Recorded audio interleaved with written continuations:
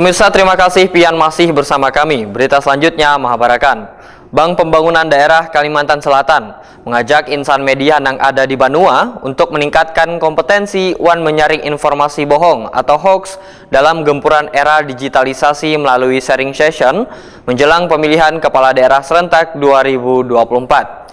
Kegiatan yang dihadiri Direktur Utama Bank Kalsel ini dilaksanakan di Ewan Hotel Jakarta, Baisukan, Jumat 26 Juli 2024. Bank Pembangunan Daerah Kalimantan Selatan mengajak insan media yang ada di Banua untuk meningkatkan kompetensi wan menyaring informasi bohong atau hoax dalam gempuran era digitalisasi melalui sharing session menjelang pemilihan kepala daerah serentak 2024.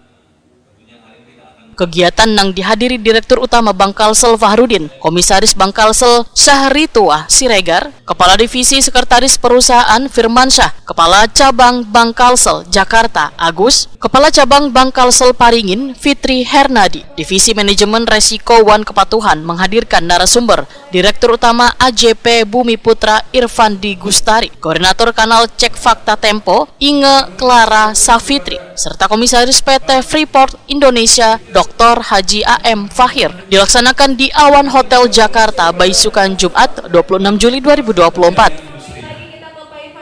Direktur Utama AJB Bumi Putra Irfandi Gustari menyatakan materi strategi penanganan berita hoax menjadi pemberitaan produktif dalam kaitan mendukung pertumbuhan bisnis Bank Kalsel secara berkesinambungan.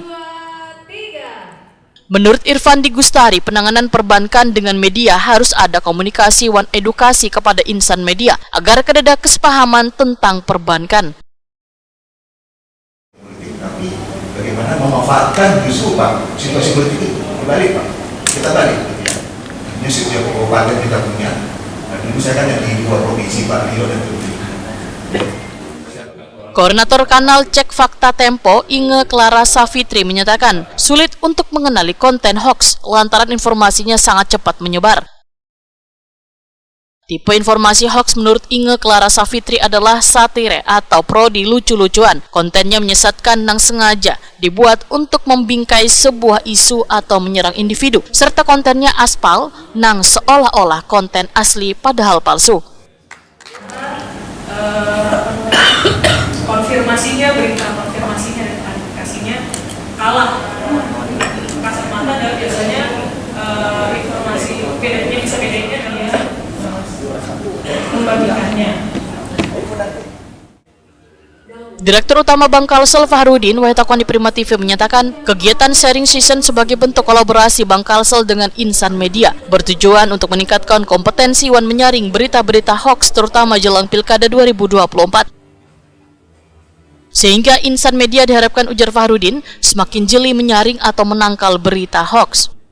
Acara ini setahun sekali kita adakan acara seperti ini, dan hari ini kami mengambil salah satu tadi tokoh Pak Irfandi, pernah menjadi terutama di VP Rio Kefri, kemudian juga Pelindo, dan sekarang beliau di Bumi Putra.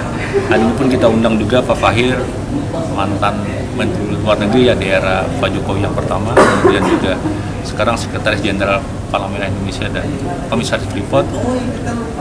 Sekalian kita menyampaikan bahwa silaturahmi ini terus berjalan, Pak. Jadi ini bukan hanya temporer begitu ada hoax kita silaturahmi, tapi dalam sepanjang tahun kita kolaborasi, kita jaga. Itu maksud kami, supaya silaturahminya terus terjaga, sehingga pemberitaan ini alhamdulillah Pak Fahir, kalau ada hal-hal yang negatif mereka tidak langsung memberitakan, mereka berikan klarifikasi ke kami. Ini alhamdulillah kerjasama yang bagus, ini mudah-mudahan terus berlanjut ke depan.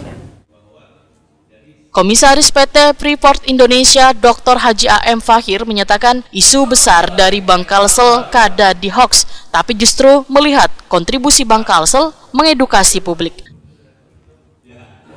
Ini kalau saya melihatnya bukan hanya untuk kepentingan Bank Kalsel, karena Bank Kalsel saya memiliki keyakinan, memiliki kapasitas untuk mengcounter, menampilkan capaian-capaiannya, kemudian fakta-faktanya. Tetapi ini lebih dari kontribusi Bank Kalsel untuk mengedukasi publik.